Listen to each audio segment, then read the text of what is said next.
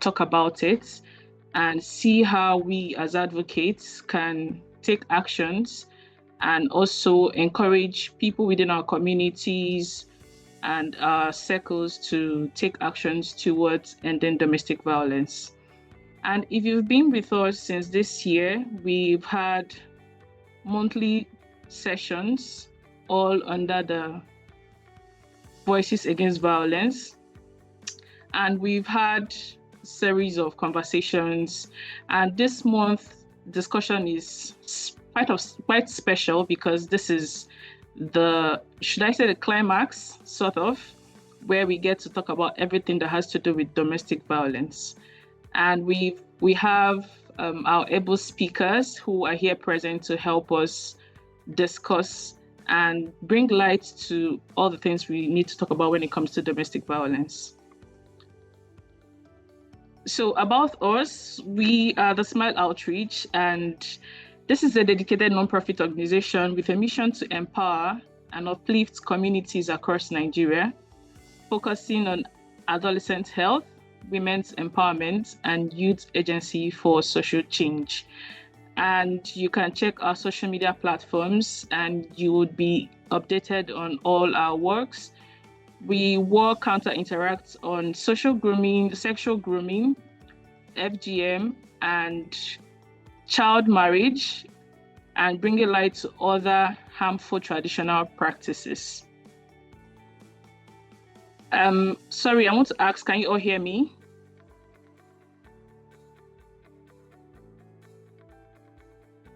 Yes. Okay, thank you so much. So moving ahead, our flagship projects and programs are all under the Outreach Challenge, which is a proactive initiative dedicated to tackling the critical issue of sexual predators manipulating young individuals into unhealthy relationships. We also have the Good Cycle project, which talks about sexual grooming and facilitating education against period poverty. We also have Bold Spaces, where we have designed to educate and empower young minds on sexual grooming and other things through a unique blend of play and learning. We also have the Youth Lab initiative, where we've trained youth through a 6-month training to be co-advocates. And for today's discussion, we have 3 speakers with us here. We have Oluwapelumi Adetun, we have Nafisat Atiku, and we have Gary Kelechi Amadi. Thank you so much for accepting to join us in this conversation. And without wasting much of our time, and I'll go ahead to introduce the speakers. Pelumi is a child development and policy advocate with a strong background in communications and human rights law. She holds a diploma in child psychology from London School of Business and Social Sciences, and is currently pursuing an LMM in international human rights law. Through her work with UNICEF Nigeria, the Pearl Foundation, and Wholesome Child NG, she has combined evidence-based child development practices with advocacy and policy expertise. She is passionate about equipping parents, teachers, and institutions with the right tools to raise resilient children while shaping policies that protect and promote children's rights globally. Pelumi, are you here with us? Yes, I am. Okay, thank you so much for joining in. Yeah, it's great to be here. Thanks for having me. We also have Nafisat Atiku. She is the executive director of NAF Foundation for Young Women and a passionate advocate for gender equality and inclusive leadership. She also has a legal background and certification in gender and development. She has over 7 years of experience advancing women's empowerment across governance, education, business sustainability, and climate change. She has worked with notable organizations, including African Union Development Agency IFC, Oxfam, One Campaign, Ford Foundation, the list goes on and on. We have Gary Kelechi Amadi. He is a seasoned legal practitioner with over 15 years of experience. His practice focuses on global finance law, especially money laundering, illicit financial flows, terrorism finance. He also holds a special interest in trafficking in person as well as sexual and gender-based violence. Currently, he is the head of legals at Safe Haven Foundation, an NGO providing free legal services, shelter, research, and advocacy for victims of domestic violence and SGBV, demonstrating a continued commitment to protecting the vulnerable. His career combines policy development, impactful program implementation, rigorous academic research, and frontline legal support. Mr. Kalechi, are you here with us? Yes, I am. Thank you. Thank you so much for joining in. So we'll go ahead to talking about why we are here. Like I initially mentioned, we are in the Domestic Violence Awareness Month, and talking about domestic violence awareness, I think in Nigeria today, once you mention domestic violence, everybody has something to say about it. So considering that it has increased awareness, why do we still have cases of domestic violence in Nigeria? Pelumi, can you share your thoughts with us?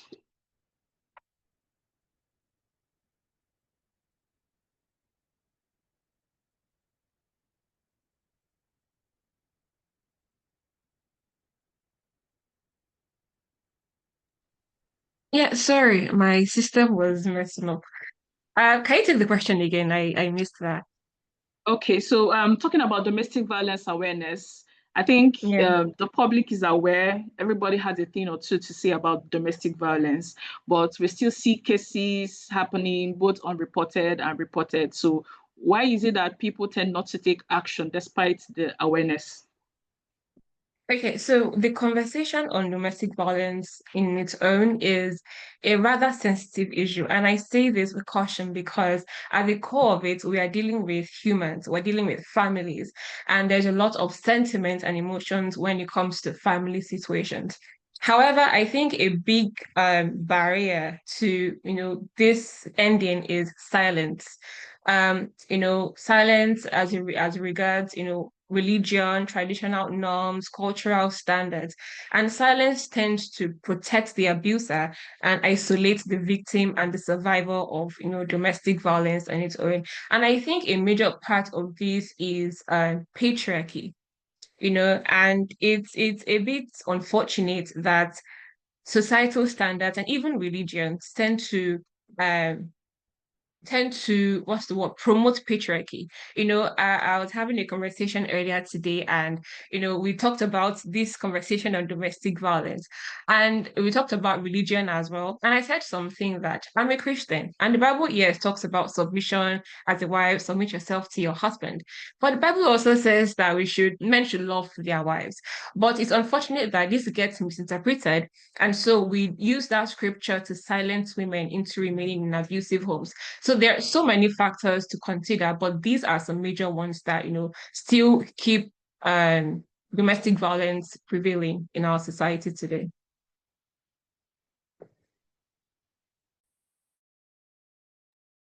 Okay, thank you so much. I think from what you mentioned, you highlighted silence as one of the root causes. So, Mr. Kelechi, are there other root causes we could look at that could be preventing actions towards ending domestic violence?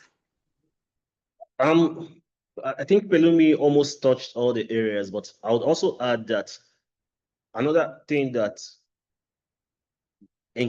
some of the things that want a word that I would use to categorize the particular thing that encourages or domestic violence is our society have come to normalize issues relating to domestic violence. We make excuses for them for using culture, using religion, and this has this indirectly gives power to the abuser.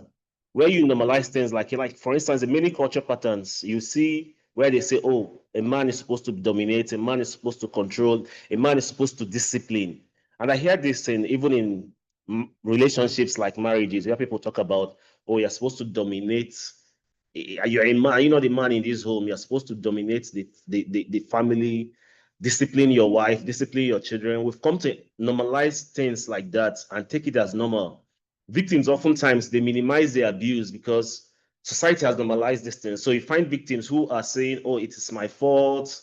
Actually, I've seen situations in the line of work where you see a woman who has come to complain about domestic violence with all her bruises on her face and blood dripping from here and there. She still has she still says things like, "Oh, I have a bad mouth, Sha." I'm like, irrespective of how bad your mouth is, it's not it's not a reason for being battered the way you've just been battered. And also have systemic normalization where institutions like law enforcement agencies or religious organizations fail to take domestic violence as seriously as it should. They normalize it, they create a culture of impunity for perpetrators, giving them unnecessary power, and in the process, silencing victims. You find law enforcement, I don't know if you've are conversant with going to settle, going to the police to report domestic violence issues. It's what's one of the things that shocked me the most is a policeman would see a woman who is, or a child who has been thoroughly beaten or battered by someone else, and they still ask the questions of what did you do?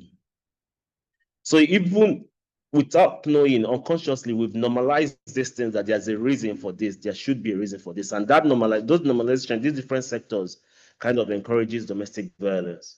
It empowers the abuser and silences the victim. Okay, thank you so much. You actually shed more light on the area of the causes. So now, you slightly mentioned the cultural aspect and the social aspect. Can you buttress more on that? The cultural implications and how culture affects domestic violence. Okay, so like Pelumi said earlier, our culture, we are largely very patriarchal in our cultures, and many cultures in Nigeria uphold that the man is a head of the family, and we make it look like it's a very, very big deal. And we also enlarge what the meaning of being head of the family to include right to control, right to discipline, even if it doesn't matter, using violence to assert authority. On the other hand, there are societies within Nigeria that still practice cultures that are sometimes directly violent to women. For instance, the female genital mutilation, some of the harmful widowhood practices, even though most of these are prohibited by the VAV Act. But then again, incidents like this, we often hear things like, oh, it's our culture, others before you did it, and all that and all that. And there's also a very strong culture of silence within our society. And that is also because the issues of domestic violence, as sensitive as it is and as prevalent as it is, people still look at it as it's a family problem, it's a private family issue. Let's settle it in-house. Victims are often pressured by family and communities to endure abuse to keep it in the family and avoid bringing shame. And there are also socioeconomic factors like financial dependency. I mean, when a woman is economically dependent on their partner, it becomes very difficult to leave an abusive relationship. Because there are a lot of things that are involved in wanting to leave an abusive relationship, aside the psychological factors that the person has subconsciously made you realize or think that you can't do without him or her. But the financial implications of leaving, sometimes you may probably need to get a property of your own. We had a case at Safe Haven recently where a lady who came in from one of the African countries to Nigeria to work. She came with a work permit. She came on a work visa. Then she outstayed her visa, and in the process, she met a guy who said, "Oh, okay, because you've outstayed your visa, I can help you." So she started dating the guy, but it was a very, very abusive relationship. But she couldn't stay. until she was going through series of abuse and she was documenting it. She had pictures, she had photos, videos and all that, but she couldn't leave. There are times she'll be locked outside and say, sleep on the road, don't come back to this house. There have been times on a particular night that she nearly died. The guy battered her so much that she nearly died, and she called us. And when she came to our facility, one of the first questions is asked, why did you stay for this long? And she said, I didn't have anywhere to go to. I didn't have any money. I don't even have a bank account. I've overstayed my visa. So you can see how economically she's remained in the domestic violence situation without doing anything about it because she couldn't move out.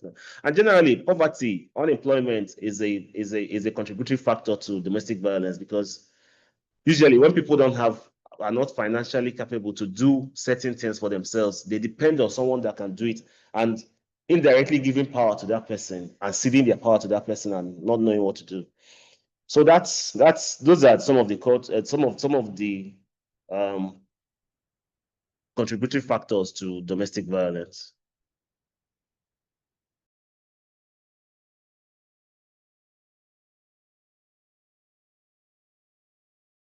Are you there?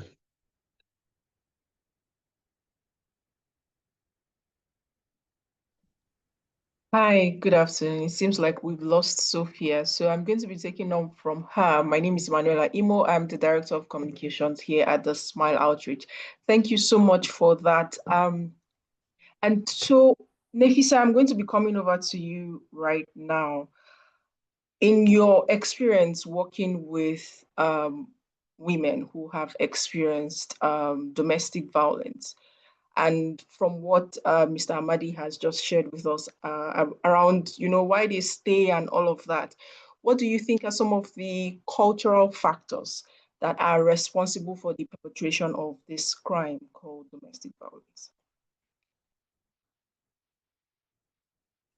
Hi, thank you. Just to confirm if you can hear me. Loud and clear. Thank you. All right, thank you. Good afternoon. Apologies, network is not very good over here.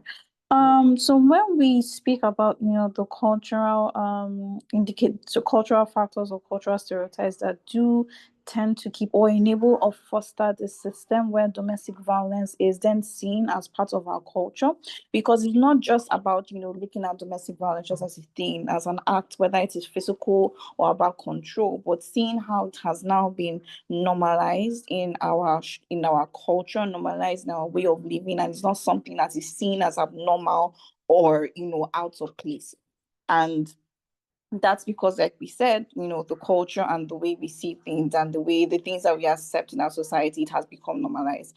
And then, when we speak about culture, right, culture and religion are almost interchangeable, especially when we come to some parts of the country, like the northern parts of the country, where the cultural rulers also double as the religious rulers, right? So you see both culture and, religion moving in a very symbiotic, like a yin and yang conversation, moving in a very symbiotic way, where both are feeding on the other. Religion is viewed as culture, culture is sometimes viewed as religion, right?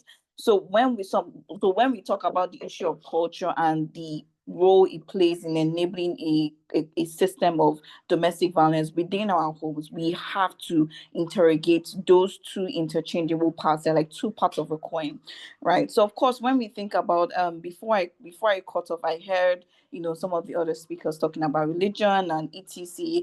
And the conversation about culture is that we all know that Nigeria is a deeply patriarchal society, and Africa as a whole, although some parts are segmented, Namibia is a bit different because it's more matriarchal in in its approach. That's why we have a female Namibian president and we have female leaders at the helm of leadership in Namibia.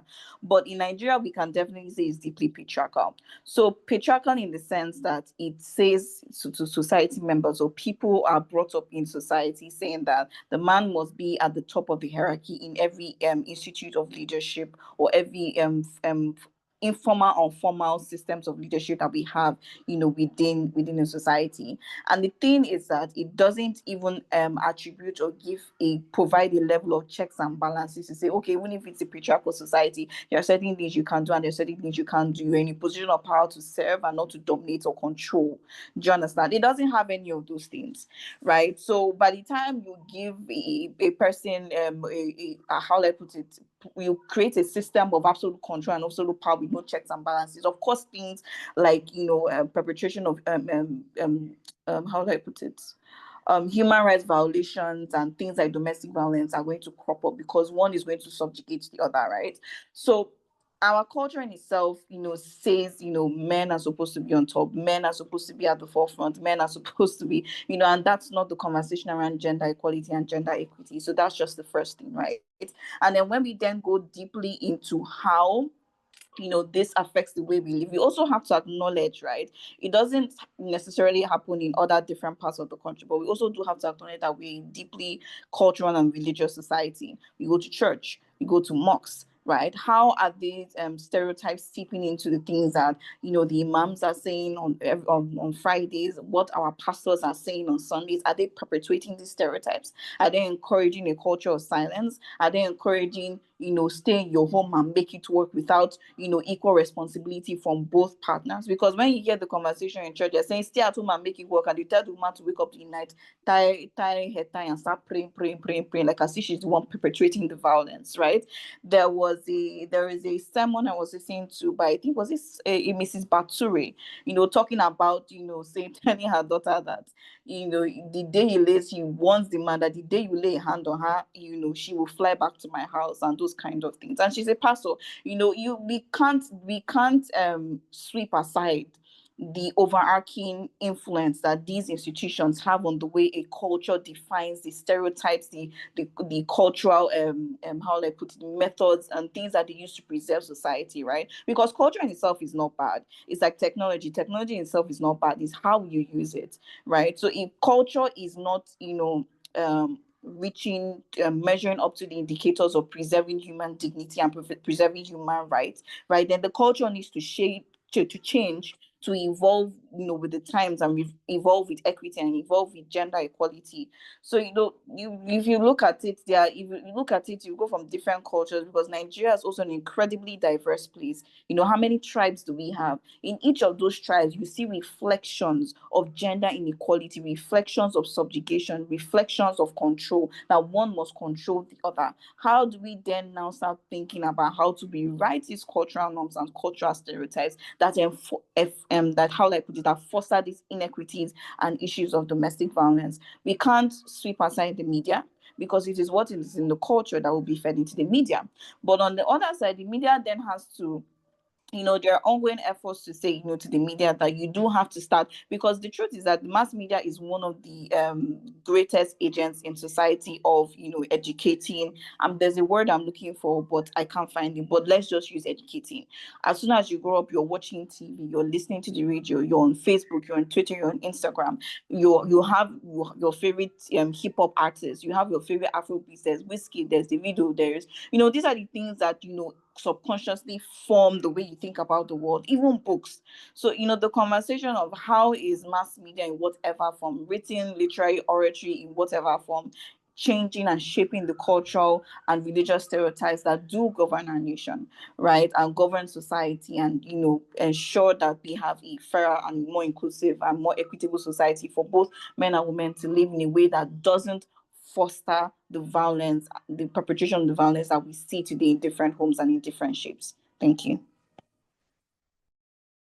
Thank you so much, Nefisa, for that insightful comment about that. And I think in the course of my PhD research, I've learned that the three kings in every society, politics, religion, and culture, would always keep having a strong place, in decisions and how policies are being changed. And when we want to bring it over to religion, what role can faith-based and traditional institutions play in building violence-free communities? Because like I said, these three institutions are really powerful, but they can actually make or mar whatever it is that has to do with domestic violence and other forms of gender-based violence. So what's your thought on that? Okay, first, I'd say that religious leaders, they are often a first point of call, whether we like it or not.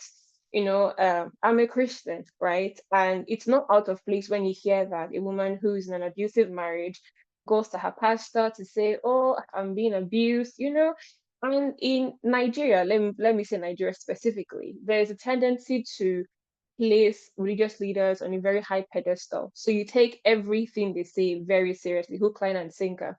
And so so I think the conversation of religion is, I think it's an issue of misinterpretation. I am not aware of any religion that explicitly preaches violence. Maybe there is one that I've not come across, but in Nigeria, I don't think there is any religion that preaches violence, right? So I think it's a problem of misinterpretation. For instance, the scripture that talks on wives submit to your husband, the scripture also says that men should love their wives, right? But that particular passage is taken out of context and it kind of keeps women silent because the woman then goes back to think, "Ah, maybe they are right. Maybe I should pray." And then you can pray from your mother's house, you can pray from your father's house, you can pray somewhere else. You don't have to be in that house to pray. You hear things like forgive, you need to be submissive. I'm like, but is it until she dies that she'll forgive? She can't forgive in death, so she needs to be out of that space first. So I think faith leaders, they do matter. But I think there needs to be a shift in how these conversations are had. And I know that there are positive roles they can play, one of which is publicly endorsing zero tolerance to violence in churches, because there are some men who actually hide behind religion. They defend abuse with scriptures. There's a scripture on when you marry, your body becomes the body of your spouse. Yes. And you hear a woman, maybe she's ill, she can't really have sex with her husband, and then he comes to say, "But your body is not mine." So they hide under the umbrella of religion and take everything. The pastor said this one last week. So I think if religious leaders come to the forefront and make it clear that we do not tolerate violence and use people as scapegoats, I think it would be a wake-up call for other people, for other abusers and perpetrators. I think another role that they can play is referring survivors to formal services like the police, providing shelter. So they know that it's okay to speak up because the culture of silence is really ruining women because they think, I mean, if I speak out, they'll probably victim shame me and say it's my fault. What did I do? Or even just say there's no point. So they keep quiet because they either think there is nobody to help them or there's no point speaking up in the first instance. But if these systems are set up in place, women know that it's okay to speak out. If I go to the church, it's a safe space. They won't send me back to my husband's house. They'll provide me with shelter or even connect me with people that can further help me. And I'd also say the last part is participating in joint trainings with police and health reforms to learn trauma-informed responses. I think this is a vital part of um, rehabilitation that it gets forgotten completely. Trauma-informed approach helps you to see things from the lens of the victim.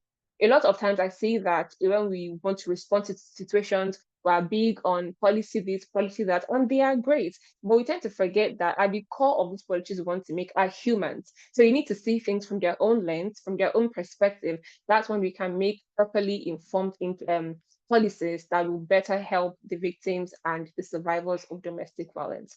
Yeah, so these are my points. Thank you so much, Pelumi, for sharing. You're right. Sometimes scapegoats need to be made. Actually, I believe in that strongly because if we don't see someone suffering for it, we would not learn about it. Let's quickly move on to practical actions. And we have a very experienced lawyer here with us. And so, Mr. Madi, I'm going to come back to you to get your professional advice and thoughts and insights about this. What three specific actionable strategies can communities, begin to implement immediately to reduce domestic violence? And for everyone who is listening to us today, they are all advocates in various aspects of survive, right? And so they can take some actionable strategies from this. So would you please share with us some actionable strategies that can be implemented?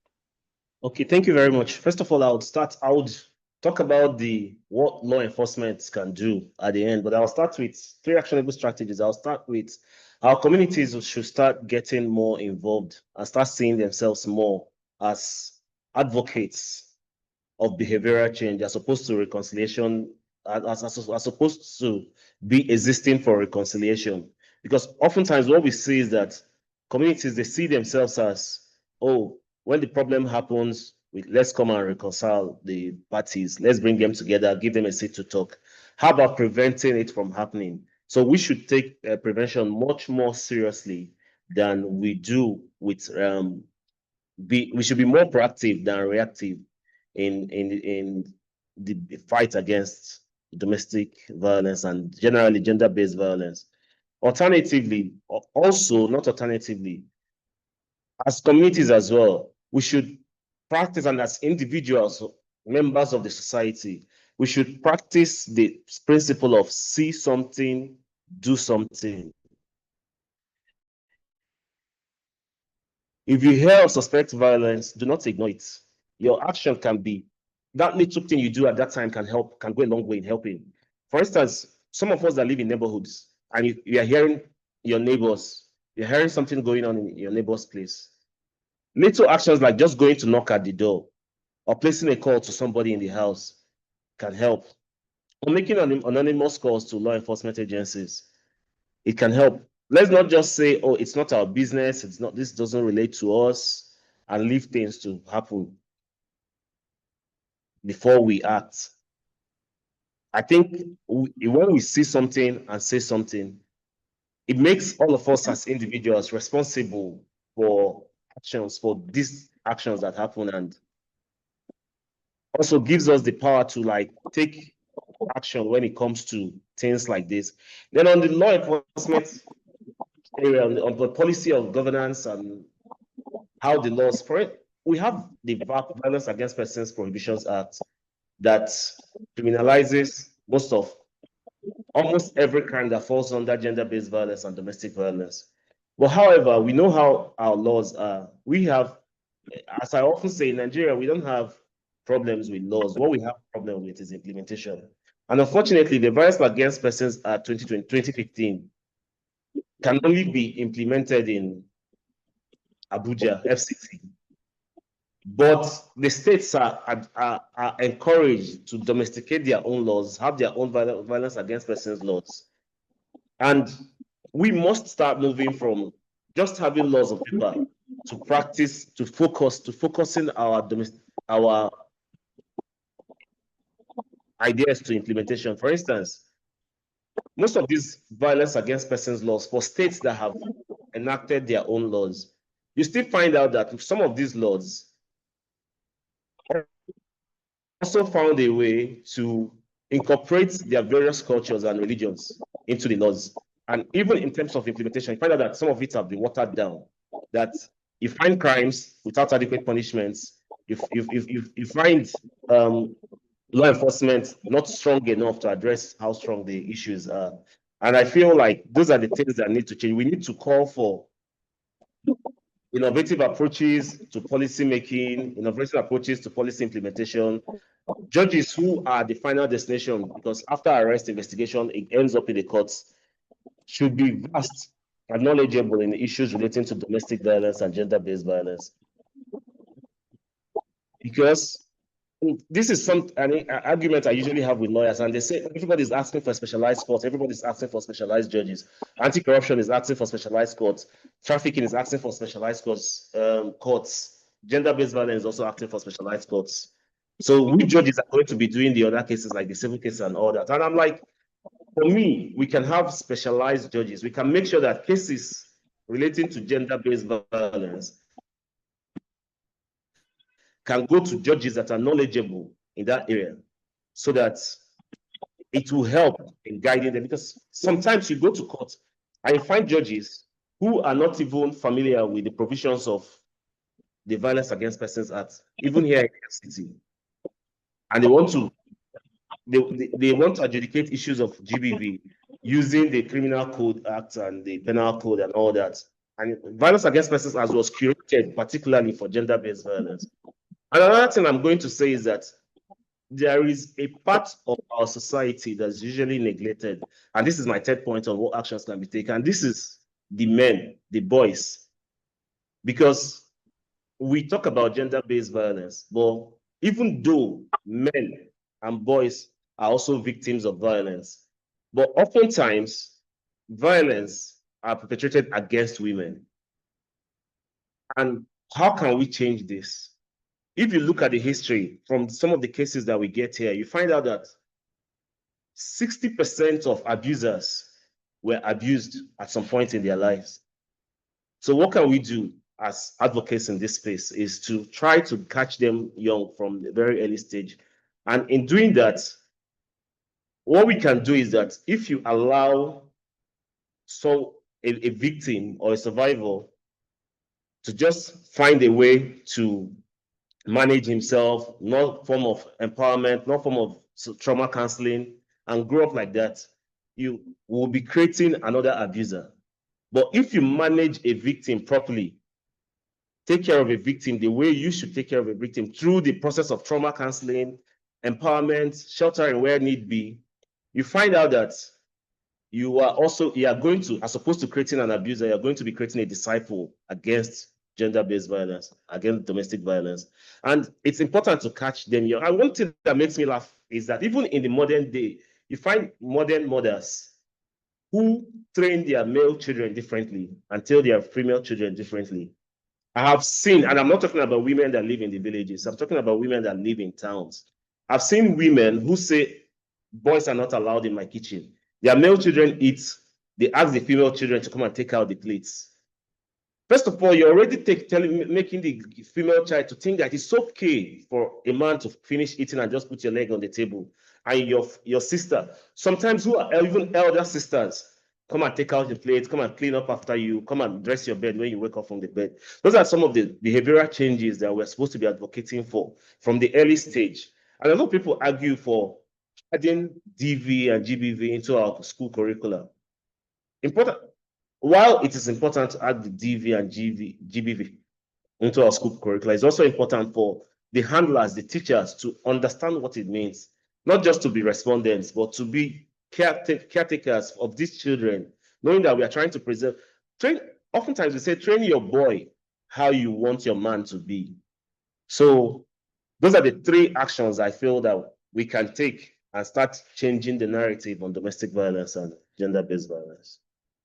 Thank you. Thank you so much. Thank you so much. I think one huge thing that stood out for me is asking that parents, teachers, train your boys the way you would want your son, what he said, to be The way you want treated. your man to be. Yes, you want your man to treat you, please. As many of us that are here that are getting all of this information, it seems funny and very simple, but as long as we keep trivializing all of these things, it keeps happening. These are the very little things we can do to take action. When you hear something, you do something. If you don't want to be known as a person creating havoc in someone's home, do it anonymously. You're saving a life and you're saving a whole generation. And yes, I think one huge question I really wanted to ask Mr. Madi, which I will come back to you, is on the issue of violence for boys. But I'll come back to you about that. And I'm going to quickly run towards Pelumi and Nefisa. Mr. Madi has mentioned a lot of things, actions that can be taken. Are there any other actions that you think could be added to his list already mentioned? Pelumi, please go first. Thank you. Yes, he already talked about one, but I'll just add the other. And I would say is for communities to set up safe points. I mean, Nigeria is, I think the way our communities are set up is quite interesting because it's like everybody, if you live in an estate, you know the next person, you know everybody knows everybody. So I think that kind of system kind of helps us because when an abuser, is perpetrating such violence, the victim knows that she can make a phone call and then there's a system set up in her community that can take care of her. She doesn't need to book an appointment to go to Lagos State Agency for Domestic Violence to, go through all of that process. So I think setting up all of these communities involving the churches, the mosques in the community, all of this would help, bring the help home. I don't know if that makes sense, to bring the help home. And you can have gender-based violence, volunteers. So in the community, those structures are set up. We have a hotline, we have volunteers to help, we have community chairmen leading all of those things, community chairman leading all of those things, so that help doesn't seem so far-fetched, doesn't seem so far off, and you have to overthink the entire process of getting help. So I think that's a major thing that communities can do, setting up those community safe points. Yeah. Thank you so much. Nefisa, over to you. What would you like to add to that? Okay, hi, thank you. Also, from basically like a national perspective, looking at, of course, we've heard about the VAP Act and the different interventions, but when it comes to funding for most of the safe spaces, so we think about, okay, safe spaces. Where is the funding going to come from to create those safe spaces? Are these safe spaces going to be funded by the communities themselves? Are they supposed to be funded by the government? Are they supposed to be funded by, are we going to have like a PPP, public-private partnership? These are things that, people think about, when you are trying to put accessible and equipped safe spaces or safe centers or sexual assault referral centers where women can go and stay in the incidents of their facing sexual assault or domestic violence. So I think that that's a critical question that we need to ask. What does the advocacy look like on a national level in terms of funding and budgeting for such spaces? Like I can tell you off the top of my head, right, that the response mechanisms for issues of domestic violence and sexual abuse is very, very low. It is very, very low. Literally, even the ones that are not, go to NAPTI, for example. NAPTI has now become like the home of accepting everything that has to do with women, and they don't have the capacity to do that. If you look at Mirabel Center, or you look at the Dorothy Germanze Foundation, right, those are run through private funds and donor funding by the Canadian High Commission, the EU, the ROLAC. They are not funded by government. Right, you have police stations where a woman comes to them to complain of an issue of domestic violence or sexual assault, and they direct her to privately run shelters. Do we understand? So there's a really important question of funding here. And I know that there has been ongoing continental conversations within the African Union, and there was recently a violence against women's convention law that was passed, I think last year or the beginning of this year. And I know one of the consultative sessions, there was a huge conversation about funding. What should funding look like? Is there like a PPP that is like a government and private organizations through CSR contributing to fund these kind of safe spaces that women can go in the instance of domestic violence and sexual assault? The second thing I did want to mention, I think that was also touched a bit by Mr. Amadi, is the capacity conversation, and I think that also ties in a way to access to justice, right? So we all know that domestic violence is not just when a man picks up something and he hits a woman. There are different facets of domestic violence, and I think that was also captured in the VAP Act. The question is, do the people that are supposed to enforce or implement the VAP Act actually understand the scope of domestic violence? You go to the police officer and say, he touched you, touch you, then leave this place. Do you understand? So there is a huge conversation around awareness and capacity building within the law enforcement agencies or within the response agencies that are supposed to respond to this thing. Are they being equipped? Do they know? Do they understand? I feel like that's a really huge conversation that we definitely need to have. And it also ties into access to justice. If the president is supposed to implement the law for you does not know that this in itself is actually a crime, then you have no access to justice. Or do we talk about the times where you want to go and file a petition when someone is releasing your nudes or something like that revolves around technology facilitated gender-based violence, and they're telling you to bring 500,000 to pursue the case?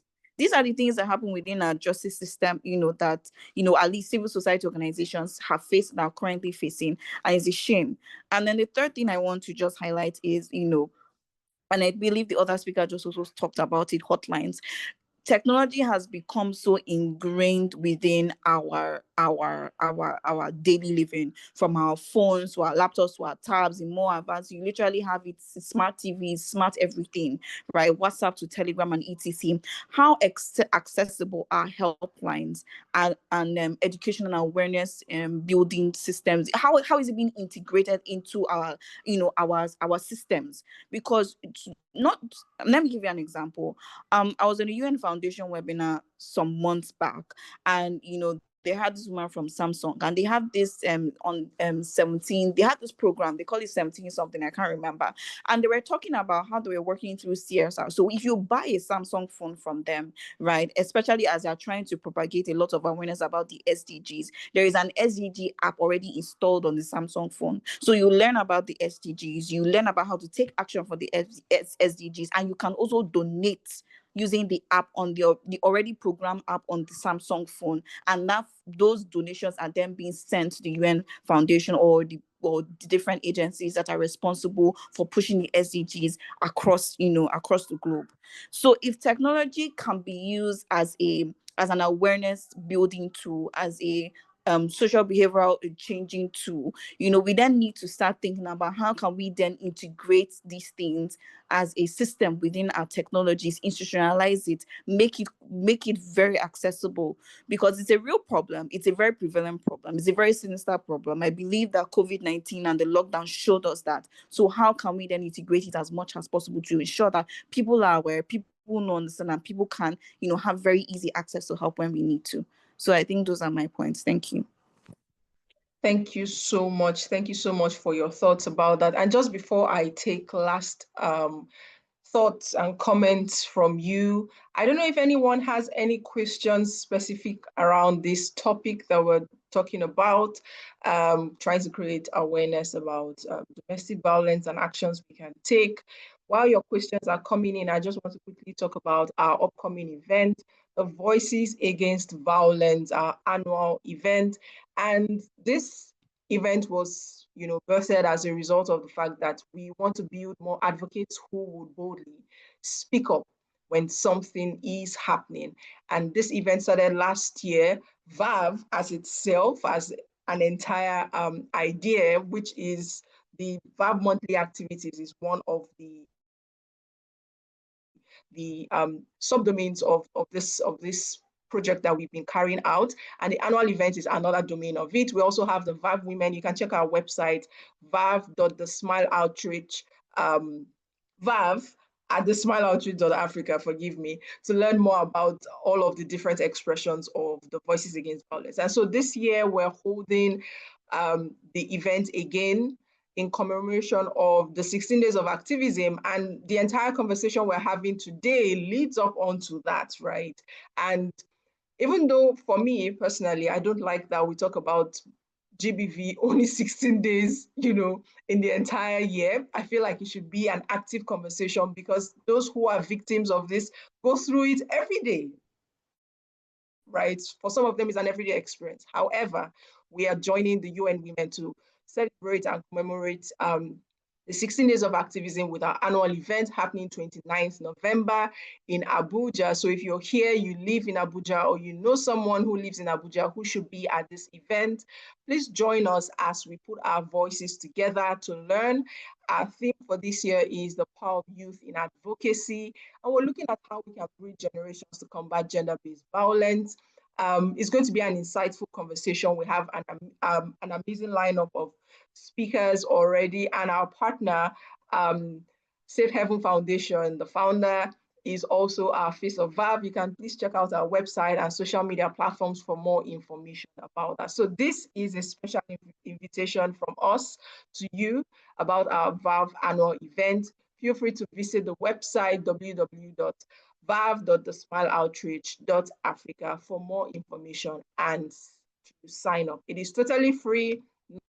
Nothing really needed for you, just to register and show up on the 29th. There are other campaigns that we have, but then I'm not going to talk about that. We're going to definitely share more information with you. So far as you are subscribed to all of our communication channels, you'll be updated as we go on. And I'm looking through the chat right now, and I do not see any questions. So I'm going to come back to our panelists.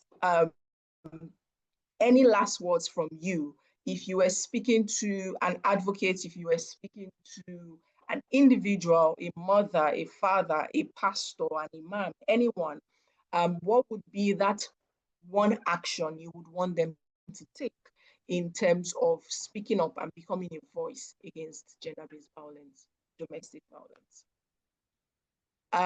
Let's start with Mr. Amadi. Please go ahead. Okay, thank you very much. For me, my closing remark would be that domestic violence is not a family matter, and it's not. It is a community crisis, and it's happening behind closed doors. And our silence is not peace; it is permission. Our inaction is not neutrality; it's complicity. So when we hear the shouts and do nothing, well, we become part of the problem. When we see a survivor and tell a survivor to be quiet and tell a survivor, oh, for the sake of the family name, we choose a reputation over human life. This ends not just with the new laws or with policies or with anything, but it ends with us.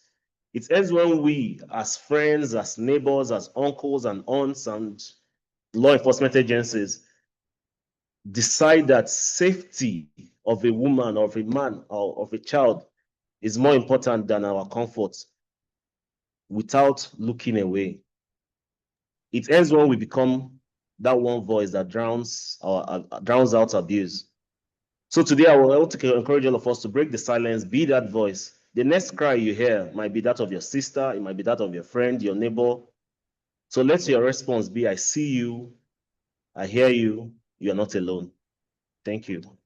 Thank you so much, Mr. Amadi. Just before I come to Pelumi and Nefisa, I see some questions coming in, and there is one in particular I want you to speak to, Mr. Amadi, and the person says, mental health issues, depression, PTSD, and substance abuse have been implicated in many cases of domestic violence. How well are our agencies prepared to tackle this? And I'm throwing this to you because I know Safe Haven, does a lot of work with a lot of victims. So do you mind speaking to this? Yes, and to be honest, what the person said is true. PTSD, and if you notice, I touched on it when I was talking at the beginning, when I said that if you check, almost about 60% or 65% of abusers were once abused. So, and that's why it's important for us to focus on rehabilitating, helping victims and survivors, rather than tell them to keep quiet and not talk about it, rather than put them in a position where they get to blame themselves. Because trauma counseling, helping victims to stand on their feet, telling them, oh, it's not your fault that this happened. Or so person did not beat you up because you said this. The person beat you up because that's who he is. Help victims to come out of it, because that trauma can lead to so many things: use of drugs, abuse, making it okay to abuse other people, feeling that it is a norm. That's how to step on. You have to step on someone's head to get ahead and all that. So it's those things that the depression, PTSD, substance abuse are all related. But that's where we come in as advocates in this space, to ensure that we are not only fighting to prevent the cases that we miss to prevent. We should also focus on rehabilitating the person, making sure that the person at least gets back to a point where he or she would, rather than go through the length of being an abuser, will become a disciple against domestic violence. Thank you. Thank you. Thank you so much for that. These questions didn't come in earlier before we started taking the last thoughts. Please permit me, our panelists, for us to just run through some of these questions. Nefisa, please, I don't know if you mind speaking to this. The question says, what role does financial dependence play in trapping victims in abusive homes? Yeah, for the other question, I'll come to Pelumi for that. Thank you.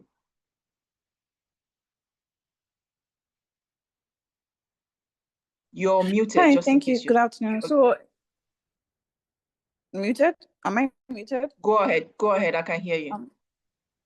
Okay, yes. So in terms of what the role of financial dependence plays in, keeping women in toxic and abusive situations, it does play a huge role. It really does play a huge role, right? But not all fingers are the same, not all hands are the same, right? Life is extremely dynamic, and so women might be able to be very economically strong, run their own businesses, work a 9 to 5, etc. Some might actually be completely homebound due to, the kind of situations in which they find themselves. Remember what we said, that domestic violence is not just about violence in itself, like it's in physical violence. It can also be about control and manipulation. So some women get in situations, marriages and relationships, and the husband says, stop working. If not, I'll throw you out of the house. Stop working, or I'll beat you, or, those kind of different, conversations. And then you have some women that can't work because they're actually sick. Right? There are just so many different divergent, conversations. But financial empowerment, I'm always a big, how do I put it? I'm a big advocate of women owning their own stash and being financially and economically empowered, not just for themselves, but also to contribute as well to the economy. Which is why, we also talk. This is just going on another tangent, but we talk about, the flexibility and adaptability of, financial systems, and giving women access to earn money wherever they are, whether they are home, whether they are at work, but that's a different conversation in itself. But given in the context of what we're discussing about domestic violence, which is why again I wanted to go back to hamper on the other thing, which is about social services and providing safe spaces and shelters for women.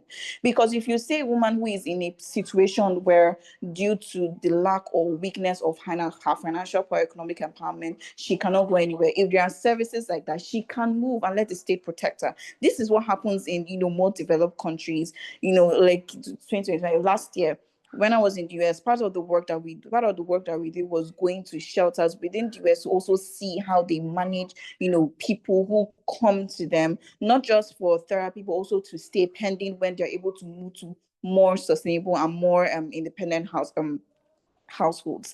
Like it or not, we will always have people in society who fall on the lower end of things, especially in a country like Nigeria, that we all know that the economy is not doing too great. You can't just control some things. So economic empowerment for women, extremely important. We also do need to interrogate, the business side of things and the adaptability and resilience to provide women access to, investments, access to cash, access to capital to be able to grow businesses or work in 9 to 5, so wherever they are. But we also need to strengthen the social services that we have in the country, the parachutes, the how will I put it, there's a way, but I'm sure we understand what I'm saying. The things that support people in society who aren't well to do. I think that it's a two-sided coin, and we can't just focus on one without focusing on the other, right? Because this is life, this is reality, and things can be really dynamic. Thank you. Thank you so much. And that really brings us to the fact that intersectional approaches need to be implemented in all of the solutions that are provided by organizations and even the government. Thank you so much, Nifisa, for that. Pelumi, the question here is, how does domestic violence affect productivity, education, and the general well-being? Okay, I always say that domestic violence is a very sensitive topic because at the core of it is are humans. We're dealing with humans at the end of the day, and when it comes to domestic violence, it's broad, but has to do most of the time with intimate relationships. Either marriage or dating relationships and family situations. And so when an abuser, perpetrates whatever means of abuse to the victim, it has a stronghold on the victim, mentally, physically, and otherwise. And I think we all know that the mind is I think maybe the most powerful part of the human body, because whatever goes in there determines how you operate, how productive you are, how well you flourish in career and in school and otherwise. And so I think that domestic violence, how it affects one's education and productivity. I'm going to answer this from two perspectives. The perspective of the victim, mostly the woman, and then the children, because I pay more attention to the children because that's the line of my work. Now, in regards to the woman, let me give an instance, and a woman that let's even go away from the physical aspect. A woman whose husband verbally abuses her. Now she begins to deal with internal self struggles, low self esteem. She begins to doubt herself, and it goes from the home front or probably to the office. She begins to doubt that she's even capable of doing anything. From the office, she becomes less productive. At the end of the day, she even gets fired because she's not as productive as she used to be. And now it brings her back to a situation where she becomes financially dependent on the same abuser. So it just becomes a bigger issue than it should even be. Now, for the children who I advocate for, most especially, a child that witnesses domestic violence, it is a traumatic experience. And they get to school and they're unable to function well because everything that happens at home keeps replaying in their head. And I always say that for children, I think it's important that we even introduce mental health into curricula, because a child that witnesses trauma, like Mr. Amadi said earlier, a child that witnesses traumatic experiences constantly, if it's not treated with, if there's no intervention early enough, that child will also grow up to become an abuser, and the cycle just goes on and on and on and on and on. So yeah, it's a very broad conversation and sensitive one, but yeah, this is how domestic violence can affect one's productivity, education, and general well-being.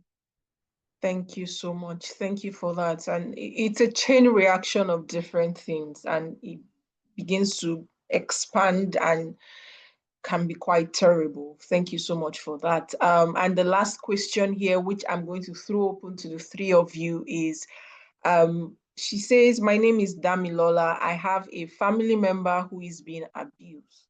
Where can we get help? And so I'm going to throw this open. I'm sure Mr. Amadi would want to speak first because they have a center for this. Please go ahead. Okay, yes, I saw the question earlier, and I thought even if you don't talk about it, I'll call your attention to it.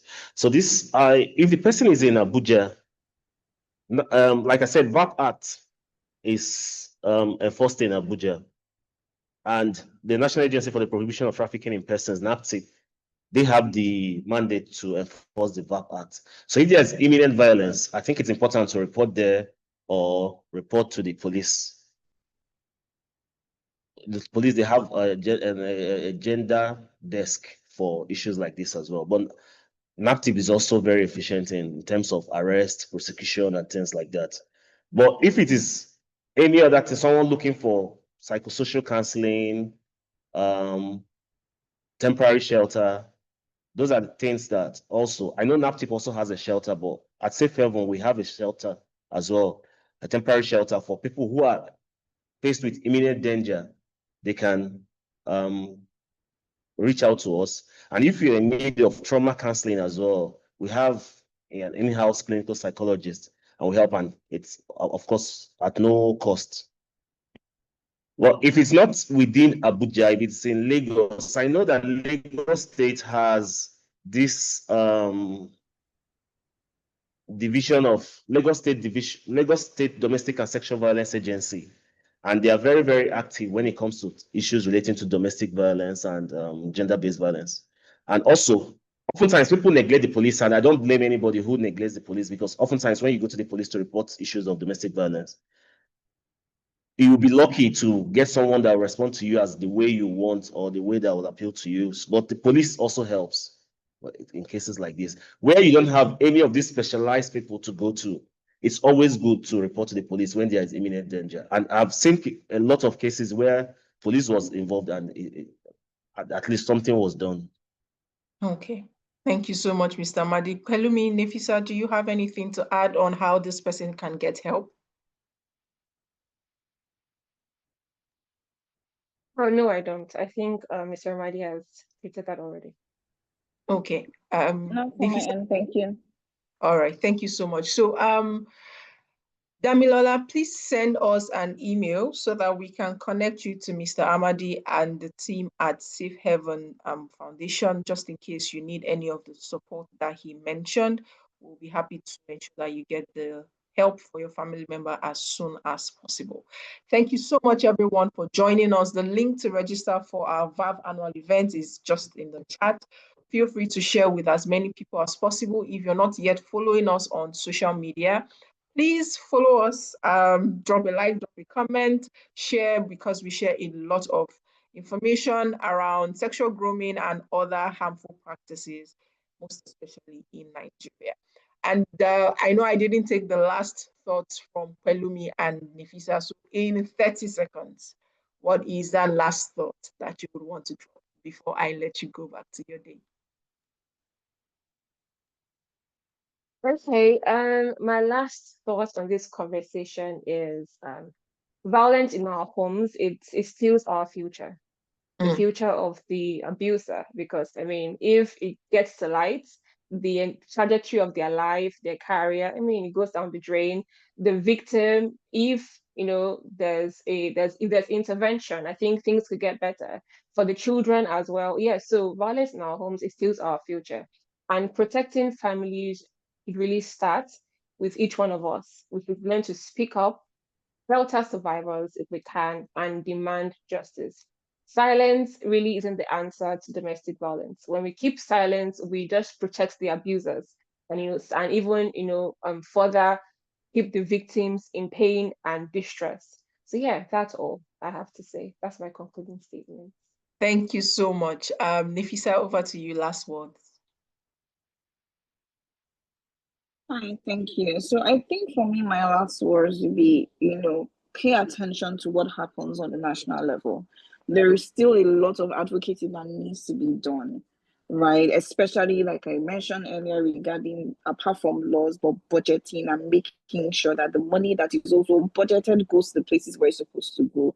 Are you familiar with the different commissioners for women affairs in your different states? Are you familiar with your federal Ministry of Women Affairs, or your lawmakers who in the legislative is putting forth progressive bills to prevent domestic violence, gender-based violence? What are the things that are happening? Because there's still a lot of work to be done. Once again, down to the issue of funding. If we don't have funding, these issues, it's more of an investment, right, in the country's future. You put your money where your mouth is, and they're not putting their money in protecting women and preventing gender-based violence and domestic violence, and we have a problem. There needs to be a lot of advocacy and accountability regarding those conversations at the national, subnational, and local level. So I think that's my 2 cents. Thank you. Thank you so much. So get involved, national and international level. Speak up, train your voice the same way you want to be treated. And yes, thank you so much to all our panelists for joining, to everyone who was able to join us on this month's edition of VAV Monthly. Thank you so much for being here and taking our time to join this conversation. We look forward to having you in our next VAV series. Thank you and have a wonderful day ahead. Bye.